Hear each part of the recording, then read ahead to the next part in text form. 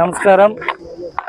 ఏదైతే ఈ forest to PVKN road అయితే ఉందో ఇది ఇప్పుడే మన కలెక్టర్ గారు చెప్పినట్టు అందరి కృషితో, ముఖ్యంగా కలెక్టర్ గారు ఫండ్ మేనేజ్మెంట్ విషయంలో ఫండ్స్ లేకపోయినా కూడా రోడ్డుని ఎలా వేయాలి, అభివృద్ధి ఎలా చేయాలి అని ఒక గైడ్ లైన్స్ ఇచ్చి కమిషనర్, మున్సిపల్ కమిషనర్ గారికి కావచ్చు, పంచాయతీ రాజ్ అధికారులకు కావచ్చు, అలాగే మాతో పాటు కూడా డిస్కస్ చేసి ఏవైతే ఇంపార్టెంట్స్ లాంగ్ పెండింగ్ ఉన్న రోడ్లు కావచ్చు, ప్రజలకి చాలా ఇబ్బందికరంగా ఉండే ఆ కట్టమంచి సాంబయ్య కండిగ రోడ్ని కూడా 1-4 సార్లు ఎక్కడెక్కడ ఫండ్స్ ఉన్నాయో చూసి వారి దగ్గర నుండి కూడా అనుకూలంగా ఎంత ఉంటే అంత ఇచ్చి ఇమ్మీడియట్గా మరమ్మతులు చేయమన్నారు.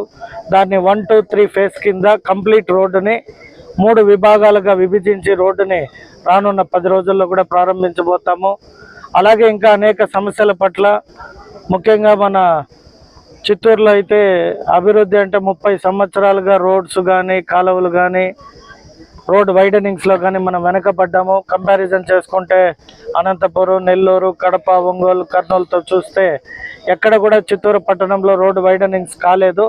కానీ ఇప్పుడు మా ప్రభుత్వంలో కలెక్టర్ గారి సహకారంతో హై రోడ్డు కానీ, కొంగారెడ్డిపల్లి రోడ్డు కానీ, అలాగే మన ఇరువారం టు దర్గా సర్కిల్ కానీ, అలాగే మన తానా చెక్ పోస్ట్ నుండి కొంగారెడ్డిపల్లి కాడికి కానీ, గాంధీ బొమ్మ కాడికి అన్ని రోడ్లని కూడా విస్తరించి అటు ఇటుగా సెంటర్ డివైడర్ ప్లస్ లైటనింగ్ చేసి యాక్సెసిబిలిటీగా బాగుండే విధంగా డిజైన్ చేస్తున్నాము. కాబట్టి ప్రజలు కూడా అందరూ సహకరిస్తున్నారు. హై రోడ్ విషయంలో ఒకరు అర తప్పితే ఆల్మోస్ట్ అందరూ కూడా విల్లింగ్నెస్కి వచ్చారు. సో ఇది మన ఊరు, మన అభివృద్ధి మనమే చేసుకోవాలి. కాబట్టి ప్రభుత్వం నిధులు ఎంత సమకూరిస్తే ఆ నిధుల ద్వారా ఇంకా రానున్న రోజుల్లో మీరు మంచి అభివృద్ధినే చూస్తారని భావిస్తున్నా.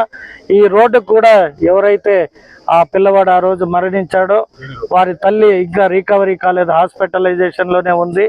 ఆమె కోలుకున్నాక వారి అబ్బాయి పేరు పైన మున్సిపాలిటీలో పెట్టి ఆ పేరుని ఈ రోడ్డుకి నామకరణం చేస్తామని తెలియదు.